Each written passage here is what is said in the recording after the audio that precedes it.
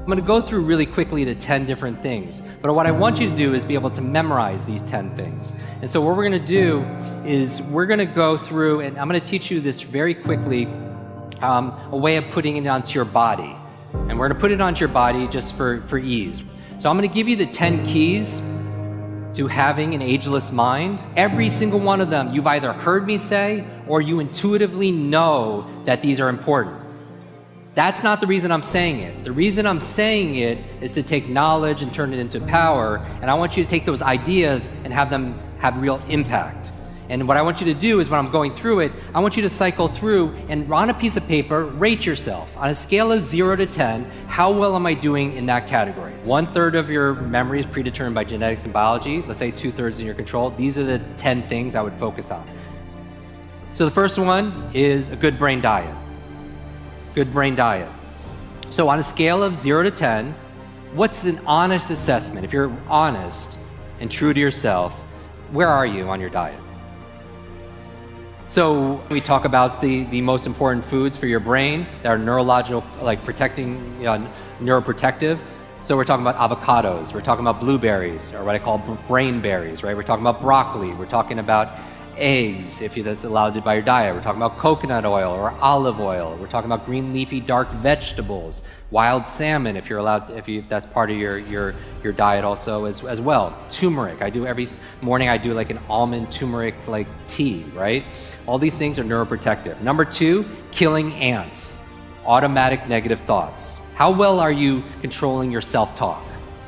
On a scale of 0 to 10, honestly, even if you've done this with me, how strong are you? 0 to 10. Do your thoughts make a difference? Yes or yes? If I say constantly, I'm getting too old, is that going to be self-fulfilling? Yes or yes? If I say I'm forgetful, I have a bad memory, if you fight for your limitations, you get to keep them. So your mind is always eavesdropping on your self-talk. That's number 2. Number 3, exercise. And really what we're talking about here is movement.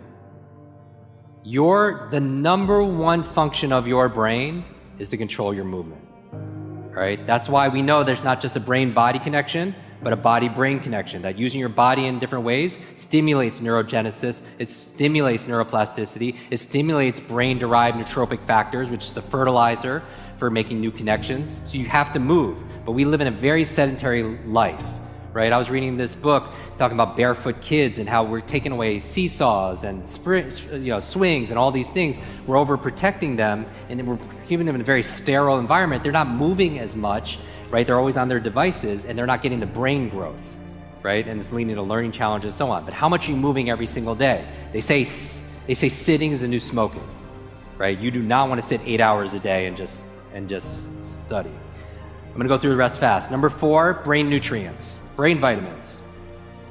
Because we're traveling, we're maybe going to eat the best foods ever. Are you supplementing with food? There are certain nutrients, and I would make this a no-brainer. I would just go to your functional medicine doctor and get like hormonal tests, full spectrum tests, food sensitivity, and just see what your baseline is, because I really do believe people are bio-individual. And I've seen all the research, talk to so many individuals, find out what works for you. Because the most important supplement is DHA for the brain. DHA. All right, that's number 4. Number 5, positive peer group. So rate yourself, 0 to 10. How inspired, encouraged, challenged, energized are you by your peer group? And again, peer is choice. I'm not talking about your family, although they maybe are your peer, but the people that you choose, right? So either get a new group or choose who you're gonna let affect you, positive peer group, because it really affects your brain, 0 to 10. Really fast, number 6, clean environment. How clean is your environment? How organized is 0 to 10? And you know this, right? Is your external world reflected by your internal world and vice versa? Because it's a feedback loop. Have you ever cleaned your room, cleaned your desktop, cleaned your work area, and all of a sudden you have clarity of thought? The reason why I brought up the boxing match is because I go over there, we watch this fight, and afterwards I was like, I was me sitting here, Sylvester Stallone on the couch here, and then to his left was Arnold Schwarzenegger. And I swear, if you took a picture of that, they'd be like, who photoshopped that Asian dude in that photo? But I was like, what does it take to be a champion like those guys? And then Arnold said, Jim, the difference between an amateur and a champion is a champion's willing to push past the pain period. Just like for those of you who did the exercise over the past few days, it's that intensity. And is there a pain period in a relationship? Is there a pain period sometimes in a health crisis? Is there a pain period also in your business? Multiple pain periods, right? The ability to push past, that's where the period is now, because you're just in days and days and you feel like your attention is wandering and going different places. This is the time when it counts, just like with your workout, right?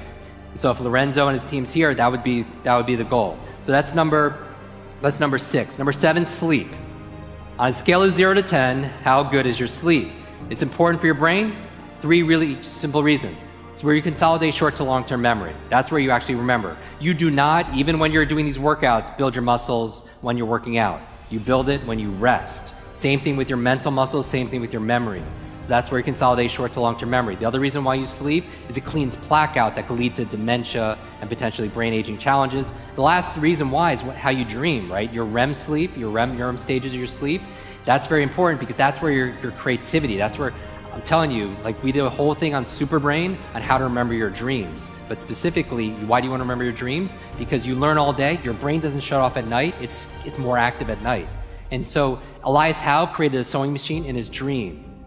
You know, Paul McCartney came out with the song Yesterday in his dream. Mary Shelley came up with Frankenstein in his dream. Periodic table came to a chemist in his dream. What are you dreaming about at night that could solve a lot of the problems in your business, in your life, but you forget it the next morning? That's why the first thing I do in my morning routine is remember my dreams. And 6 steps on how to do that we talked about in Superbrain.